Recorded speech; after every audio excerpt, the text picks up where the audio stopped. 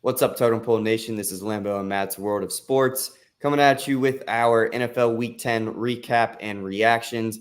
Also looking into the QB controversy in New England. Multiple times this year, Mac has been pulled out at the end of the game, and it happened again this weekend. So we'll get Lambo's rant on that. Thank you to Sideline Sports Network, as always, for the platform. Make sure to like, comment, subscribe. And if you want some merch to support the boys, TotemPoleNation.com is scrolling in the ticker below. Go ahead and hit that up for any merch that you want. Really, we've got anywhere from clothes to cups. You know, we've got it all. Let's get into it here.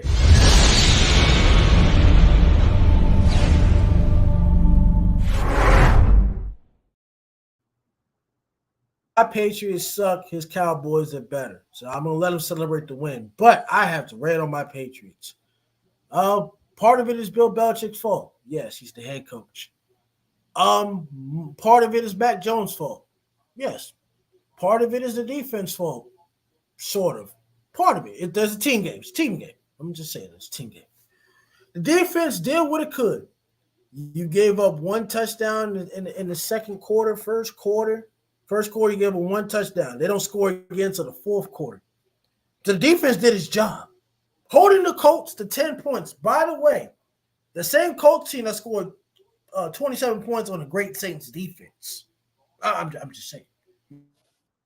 Now, but Matt Jones, when it comes to crucial situations, just tends to fold. I don't understand. The game against the Commanders, I get it. Juju dropped the ball, but that's still on the quarterback. Game against the Raiders took a sack in the end zone. The game against the Miami Dolphins twice took a sack, threw it short of the sticks. Lord of mercy. Now, Patriots are 2-8 for the first time since 2000. This is before Tom Brady got drafted in 2001. I mean, will I watch the Patriots going forward this year? Maybe until December. I want to watch them beat them sorry-ass Giants, just like the Cowboys whooped the Giants. Here's my point. I'm going to say this. I know Adam Schefter didn't say this, and I know the Patriots and Robert Kraft didn't say this, but I'm going to say this. I'm going to be the first motherfucker to break news. Quarterback controversy is over. Bill Belichick, after the bye week that we have, will start Bailey Zappe going forward. Bill Belichick would not get fired. Let's just stop that damn nonsense. I mean, who are you going to replace it for? Bill O'Brien? What are you going to bring back? Josh McDaniels? You don't want to bring nobody outside the Patriot organization to hire him anyways. No. I mean, it's not going to work. So, Patriots would probably get maybe a top 4, top 5 pick if they keep on losing. Do I want them to keep losing? No. It's just not the mentality that I have. Colts did what they're supposed to do. Obviously, the offense did suck, obviously. Both offenses suck. We made Gardner Minshew play bad, a little bit bad, but not completely bad. Both quarterbacks played bad. I don't agree with what Bailey Zappe did with the dumbass fake spike and throw an interception. We had 30 seconds left on the clock. Triple coverage. Like, why? Triple coverage. Yeah. Triple coverage plus a fake spike. Like, you had 30 seconds on the clock. Spike the ball with 30 seconds. Get another play in. I know Bill Belichick and Bill O'Brien ain't call that shit. So, Bailey Zappe, in a response to that, I guess said something about there's something that I could say that I don't want to say in reference to what he really wanted to say, which was well, I Bill think Belichick, it's probably Mac Jones. Well, no, I feel like, you know, the receivers were running routes. If that was a called spike, then the receivers aren't going to go run routes. So Bill O'Brien definitely called a fake spike on that. He wanted, there was a signal given to Bailey or in the headset, whatever it was. That was a called play, all right? Because the receivers aren't going to go run 20 yards down the field on a spike, you know? So that speaks on the coaching staff for sure, but also that terrible throw in the triple coverage. I'll let you get back to your rant, but I just wanted there's no more rant. It's let's just play for a top 5 pick. Let's try to win again. Let's try to be competitive. But if I see Mac Jones start next week, I'm literally going to sit here and go on Totem Pole and record myself on my phone and actually burn his jersey. Oh man, that would be great. But here, all I right, am so gonna do that. If he starts, I'm burning the jersey. here's the thing. I don't think Bailey Zappe is like a huge step up from Mac Jones. And obviously Mac has Why? not played. He's not played up to expectations. I get that. But his highest moments, I think, like his peak is way higher than Zappe's. Zappe, there's a reason that for the past 3 years or 2 years, he's been bounced up and down from practice squad to second string to third string, whatever it was. Like that, they're just not seeing it enough to start him over a quarterback who obviously has flaws, deficiencies, like as every quarterback does, but it's a lot more noticeable, obviously, with Mac and how bad this offense has been. But I don't know if Bailey Zappe's like the answer. Well, who else we have? I mean, Malik Cunningham is still in the practice squad. He's a rookie. I mean, we don't got nobody else. No, I understand. I'm just saying, like, I get it. You feel like there needs to be a quarterback change, and what we've seen on the field, yeah, a quarterback change wouldn't hurt if you're already losing. But I don't think you start Bailey Zappe with the expectation of turning this season around.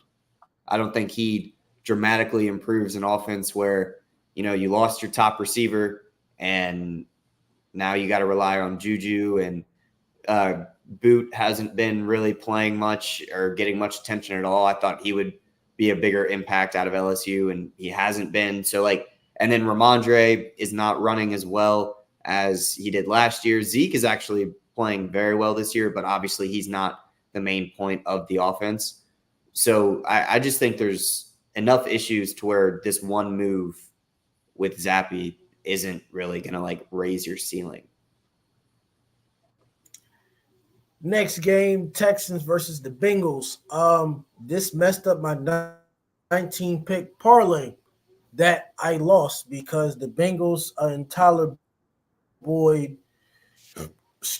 dropped the ball in the end zone. So that messed up my parlay. Now, CJ Stroud played excellent despite the interception.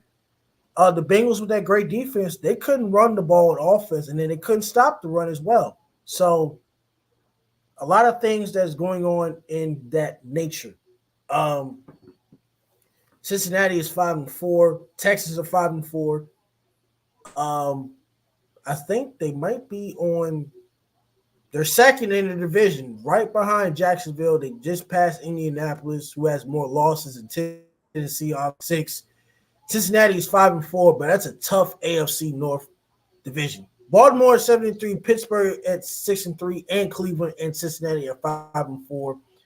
I wouldn't be surprised if 3 teams from the AFC North make the playoffs. What are your thoughts on the Texans? Can they make the playoffs if they keep playing like this? Yeah, I mean, I don't want to sleep or disrespect on the Titans because obviously they do have playmakers, but I think, the Texans will finish them off. And then, I mean, right now, the Texans have every chance in the world to go in to Jacksonville and beat them. And then they're obviously a better team than the Colts as well. So when it comes to their division, I think they have a chance to sneak in by winning the division and not being, a wild card team. But if that doesn't happen, I do think that the remainder of their schedule, obviously being that you got to play a lot of your in-division opponents, helps them out because they are in probably the weakest division in the AFC. So it wouldn't be surprising to me if they just dominated those opponents, and that's what enabled them to sneak in at the 7 or 6. But I do think that it's a possibility that they also have a chance of overcoming the Jaguars as the number 1 team in the South, and they would make it as the 4 seed. So I think both of those are possibilities. I do see Cincinnati I understand it's a loaded AFC right now, and 5-4 at this current trajectory isn't going to cut it. Being a couple games above or 1 game above 500 is not going to cut it when it comes to week 17, week 18. So I think Cincinnati, they didn't play bad. Like you said, that was a a huge error, obviously, to lose that game, dropping the ball in the end zone. But it's not a reflection of that entire game. It's not a reflection of what, Cincinnati is. So I think both of these teams make the playoffs.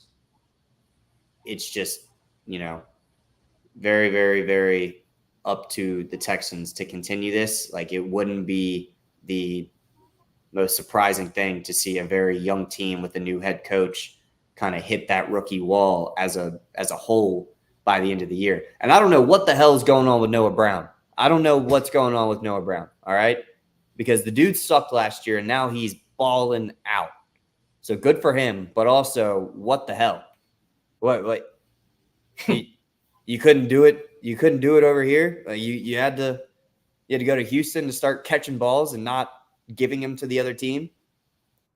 Past 3 weeks, guess who the top receivers are the past 3 weeks? CeeDee Lamb, Amari Cooper, Noah Brown. Those three guys are the leading receivers the past 3 weeks, and that is a wide receiver room that we dismantled. Now, obviously, I'm okay with getting rid of Noah Brown, considering how many interceptions he cost last year. But Amari Cooper is still that guy. He's not that expensive, and we didn't have to trade him. So every time I see him on the TV, I get a little bit sad. And then I saw that, he's the number 3 receiver in the past 3 weeks, and it just made me mad. Yeah, and Amari Cooper's doing it with what?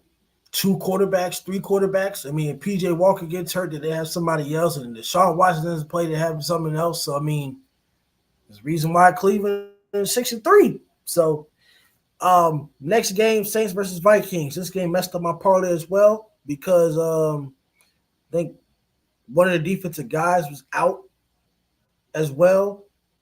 Derek Carr got hurt. Everybody got hurt in that game. I mean, my God, Jameis Winston came in and threw 2 interceptions. And Josh Dobbs again with victory. They still can't run the ball, obviously, but the Vikings have won 5 straight games since starting off 1-4. What are your thoughts on this game? Did we understand that the Saints have a good defense, but you have injuries that cost them, and we were definitely wrong about this game. The Vikings proved us wrong, and I wouldn't be surprised if the Vikings' new future quarterback is Josh Dobbs because, I mean, they played way better than they did with Kirk Cousins. Well, offensively, I think they're playing about the same. Kirk was number 2 in the league in passing yards, and the running game still is non-existent. And now the starting running back next week is going to be Ty Chandler, who I'm a fan of. I've been a fan of him. He's out of UNC. He's fast as hell. And I thought he should have been getting a little bit more opportunities than he already was. But Madison is going to be out. Akers obviously is done for the year, and they just re-signed Myles Gaskin, who was there already this year. He got cut, re-signed because they're super thin at running back. But it doesn't matter. This team has been inefficient running the ball all year, and I don't know why it's clicking now with Dobbs as the QB. But it is, and maybe they got lucky playing Saints defense that was a little down, but at the same time, that's still a top 5 defense in the league statistically, regardless of being down one guy. That shouldn't, be the final outcome. And I understand Jameis came in as well, and he had some great plays and he had some ugly plays. That is literally the story of Jameis Winston's career. I mean, I was surprised a little bit, I guess, because we did both pick the Saints, but it wasn't like, Josh has proven himself to be a very competent quarterback. Obviously, he's the smartest dude in the league. But he's proven it more athletically now than he was before on the previous 6 teams he's been in. All right, next game, the Packers versus the Steelers. Jordan Love did play well in the first half and then threw 2 bonehead interceptions in the fourth quarter. Kenny picks, but the Pittsburgh Steelers with Matt Canada were able to run the ball. Now, I still want him fired. Najee Harris and Jalen Warner traded carries, so they both had a combined of 31 carries for 183 yards rushing. So the Steelers defense wins it at the end, like always. They won about 3-4 games this year on defense. The Packers are 1-4 on the road. Is it time to move on from Jordan Love? And how do you feel about the Pittsburgh Steelers? Yeah, so the Steelers, they're just pissing me off, right? Because I was super vocal at the beginning of the year, as were you. We didn't think that they deserved the amount of hype they were getting. And now they've been outgained in every single game up to this week, yardage-wise. They've given up more yards than their offense has got, and they're still winning games because the defense is, bend, don't break type thing. They force a lot of turnovers. Obviously, TJ's a game wrecker. I mean, Kenny, I just imagine what this team could be with a quarterback that's just not like this average. I feel like the Steelers with a quarterback that's above average would be one of the top seeds in the AFC. They wouldn't be, a wild card team. That's not the case. Doesn't matter. They're still winning games, right? Jaylen Warren is going to be getting the majority of the snaps by the end of the year. I'm predicting that now. He's way more explosive. He's more productive than Najee at this point. The road is just looking up for the Steelers. They've got guys coming back from injury, obviously, like damn near every week. They confuse me. They confuse me because you look at them and you say this team shouldn't be able to score enough points to win. And then the defense says, guess what? Doesn't matter. We can do it. And that's what they've been doing all year.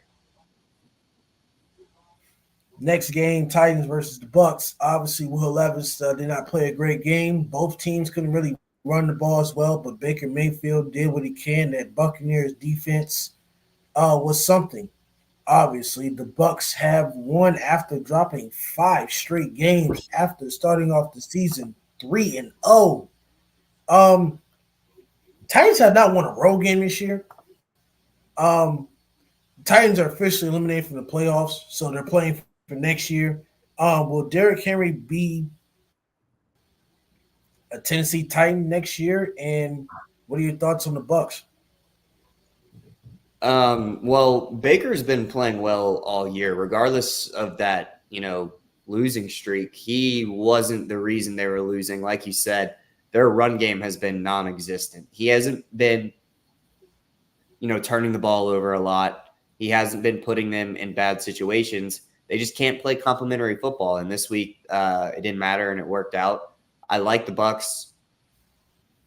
I think that they're probably my favorite to win the South if the Saints can't figure it out, and then whatever the hell is going on in Atlanta.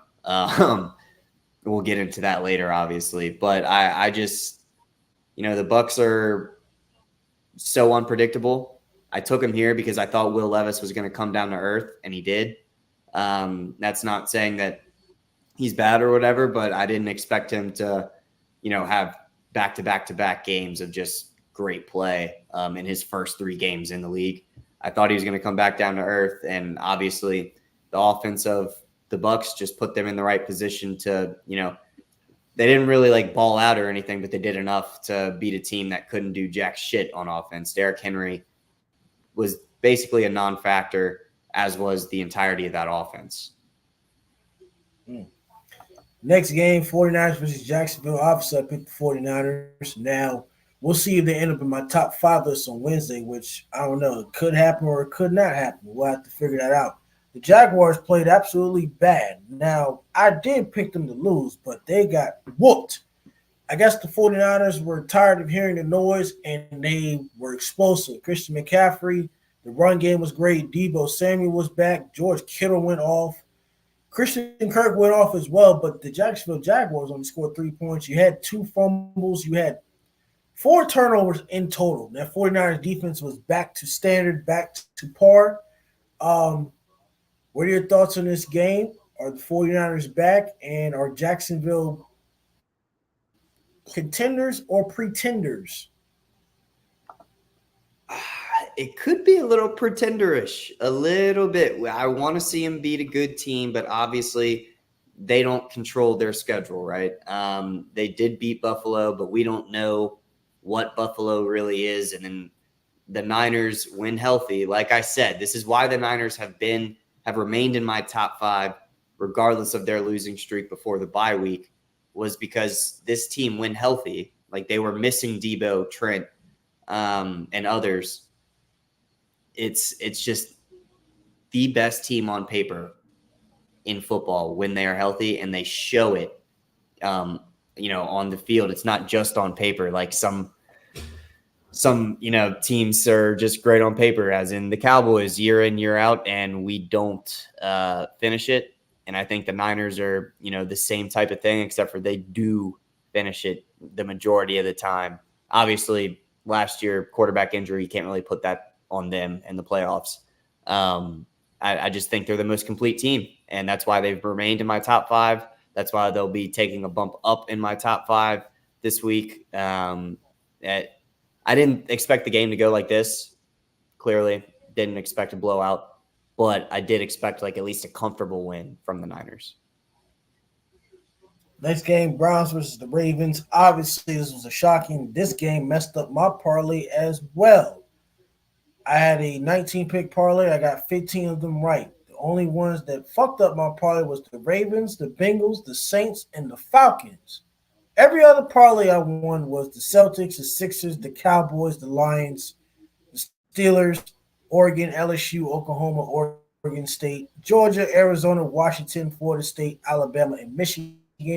A $5 bet that could have turned into $816, but that's besides the damn point, because the Ravens blew a 14-point lead and Lamar Jackson had 2 crucial turnovers. 2 crucial ones. Despite the Ravens being the most complete team in the NFL, Lamar Jackson has not really played that well. The defense has played well, but his turnovers has really cost him in some games.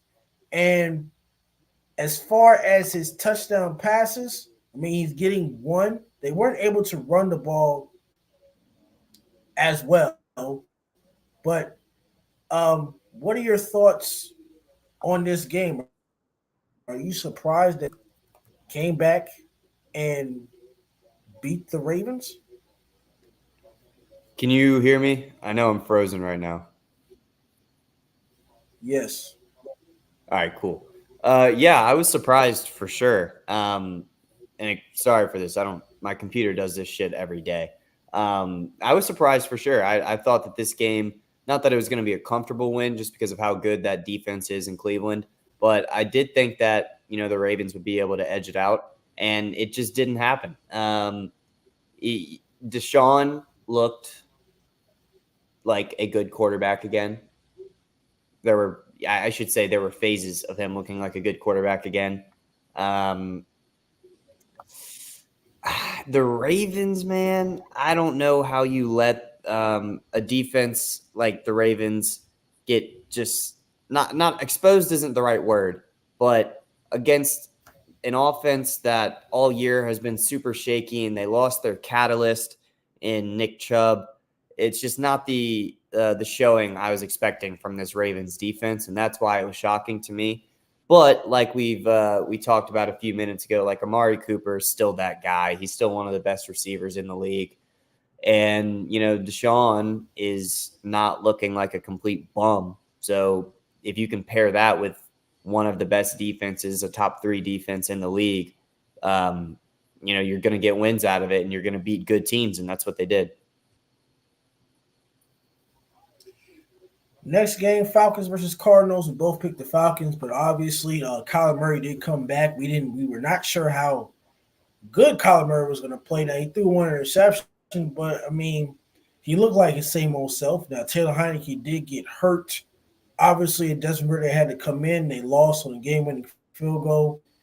Arthur Smith's job is on the line, but there's a lot of controversy going on. Can you tell us about the controversy of the Atlanta Falcons?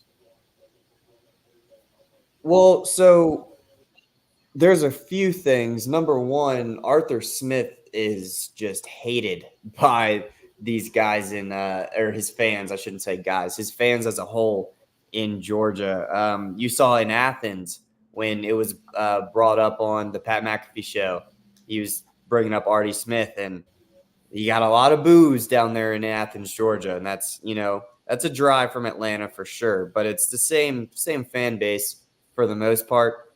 It doesn't look good for Arthur Smith, and I want to say it's not completely his fault, but when you're not putting one of the highest drafted running backs in since Saquon basically and Zeke in the game, I don't know what else to do to try and defend you. Obviously the QB situation isn't his fault. Heineke was playing like shit before he hurt his hamstring. Ritter comes back in and he just is not the guy that I think anyone thought he was, going to be when you looked at him in college to his transition into the NFL.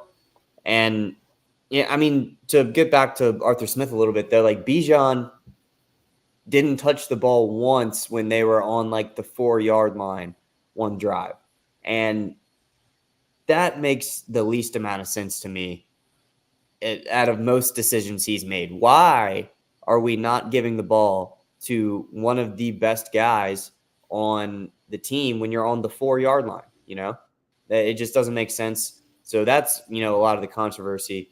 I don't know why I'm not showing up on the screen right now, but the background that's weird.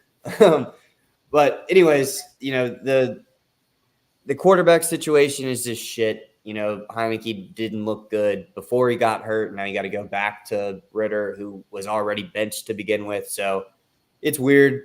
Arthur Smith is not really communicating clearly. He doesn't want people to know, I guess, what he's thinking or whatever, but it's not looking good in Atlanta. Next game, Lions versus the Chargers. Obviously, the Lions look good at 7-2. They are leading NFC North. The Packers suck, but the Vikings are right behind them as of right now. And I did pick the Vikings to win the division earlier, and it looks like I might be right, but the Lions are still a good team. Amar and St. Brown, 156 yards receiving, 1 touchdown. Keenan Allen, 11 for 175 and 2 touchdowns. Justin Herbert is doing his part. It's Brandon Staley in that damn defense. Brandon Staley needs to get fired, and they need to get a new head coach. What are your thoughts on this game? Yeah, I agree completely. I don't want to completely overreact, but at the same time, I don't know if this is an overreaction when this is a repeatable offense for Staley, and really a repeatable offense of just the Chargers franchise in the 2000s. They've wasted a lot of great teams, a lot of great talent with whether it's the coaching, whether it's surrounding some of that talent, whether it's having a complete team. They had one of the best offenses ever with Rivers, Antonio Gates, and LT, and I'm pretty sure they missed the playoffs that year with one of the best offenses of all time. And it's because they didn't have a complete team. It's showing its head again here. It's the same thing we've seen from the Chargers since we've been alive, basically. So it's not the most surprising thing, but you would think at some point that, damn, you moved to LA for a reason, right? You wanted to be a bigger market. You wanted more fans. You wanted people, which is the stupidest place to go, LA, if you want more fans. They don't give a shit about NFL football out there. Regardless, you made these decisions to improve the vibe around your team, the image of your team, and you keep hiring coaches and letting coaches stay on that are just drowning you in mediocrity when you have one of the most talented rosters in the NFL. And that's not just exclusive to the offensive side. They have dogs on defense. They have one of the best pass rushers of this generation in Khalil Mack, and on the other side, another one in Joey Bosa. And then, you look in the secondary, Asante Samuel obviously isn't the same guy he used to be, but Derwin James is. And, the linebacker room is obviously a little weak, but they've got guys everywhere, offense and defense. Special teams is good, and they're losing games, and it just doesn't make sense. So I'm with you 100% on this staff needs just to be flipped. Next game, Giants versus the Cowboys, is not a game to really talk about, but you're going to rant on this. The Giants are getting frustrated. Players are fighting each other or have some choice words. Dak Prescott played like Dak Prescott, great and up to expectations. And CeeDee Lamb and Brandon Cooks torched that Giants defense. Good. Send them on the bye week. Giants and Patriots the same record, and Patriots will beat the sorry-ass Giants. Cowboys still struggle to run the ball, but what are your thoughts on this game? Yeah, that's really the only thing. And it's not that the team as a whole struggled to run. Obviously, Dak scored on the ground, but Rico, when he came in, was running the ball very effectively. And I understand it was more at the end of the game, so it wasn't against all the starters. But at the same time, that's also a lot of second stringers on the O-line that are blocking for you as well when they do that mass substitution. So Rico Dowdle looked great. And Tony Pollard, like he has this year, looked very average. He hasn't scored since week 1, where he had 2 touchdowns. His output in the receiving game is way down from last year. His big play percentage and, like plays over 20 yards, way down from last year. And that's really the only concerning thing I see for this team. But I feel like he's talented enough to have that turn around at some point closing out this year. Dak played freaking awesome, dude. It was great to watch. Obviously, he threw that interception, but you can nitpick that if you want to. But if that's your takeaway out of this game, then I don't know what you were watching. The guy was throwing darts, accurate as hell, under pressure occasionally as well. Like the Giants defense is shit. They do have a lot of stuff to figure out, but they do have some dogs on that D line. And Dak was under pressure from time to time, and he made accurate throws out of pressure. Brandon Cooks, obviously, on the cross. And then we're actually using Michael Gallup the way that we used him when he had a 1,000-yard season, and that's as a vertical threat. He's not the best route runner. He's not going to get immediate separation on slants and outs and stuff like CD has the ability to. He's a vertical guy. He's a vertical threat, and that's what he scored his touchdown on. Huge throw. And, you just love to see it. You love to see Brandon Cooks getting into his flow with the offense, and then you love to see CeeDee Lamb, first player in NFL history with 10 receptions and 150 yards in 3 consecutive games. Dak Prescott and Patrick Mahomes are the only 2 quarterbacks to have 10 400 passing yards since 2018. The next closest quarterback has 5. And then since Dak Prescott has, or in the first 8 years of someone's career, Dak is also tied with Patrick Mahomes and Dan Marino for the most 400-yard games as well. So say what you want, hate all you want. I don't hear anybody complaining about the turnovers over in Philly, but apparently it was a big deal for us. No one's talking about that shit anymore because Dak is playing like a baller. And another thing that pissed me off, I'll wrap it up for the Cowboys, but obviously defense played great. What pissed me off was last night in the Jets and Raiders game, they showed notable quarterback performances versus the Jets defense. And they highlighted 4 games of holding very good to elite quarterbacks to suboptimal play. What they didn't include was Dak Prescott playing a perfect or nearly perfect game against that Jets defense and torching them, right? So it's just continuing that Dak is not getting the credit that I think he deserves. And I understand it didn't fit the narrative that they were pushing last night of how great this Jets defense is, which it is very good, not selling them short. But I think if you're going to put up the stats of some of the other quarterbacks that they've shut down, give a little bit of light to the guy that exposed them.